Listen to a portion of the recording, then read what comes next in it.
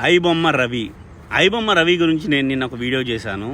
ఐబొమ్మ రవిని కొంతమంది కఠినంగా శిక్షించాలి అంటున్నారు, కొంతమంది విడిచిపెట్టాలి అంటున్నారు. మీ అభిప్రాయాన్ని ఖచ్చితంగా కామెంట్ చేయండి అని చెప్పి ఒక వీడియో చేశాను. మీరు నమ్మరు, ఈవెన్ సింగిల్ ఒక్క కామెంట్ కూడా ఆయనకు విరుద్ధంగా రాలేదు. ఆయన ఏం తప్పు చేయలేదు, ఆయన్ని విడిచిపెట్టండి. ఆయన పేదవాళ్ళ కోసము ఆలోచించి ఆ పని చేశాడు.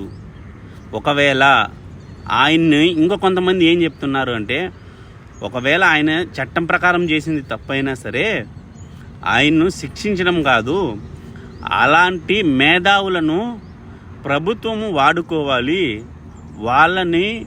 వాళ్ళ ద్వారా మంచి కార్యక్రమాలు చేపించాలని చెప్పి చాలామంది కామెంట్ చేస్తున్నారు.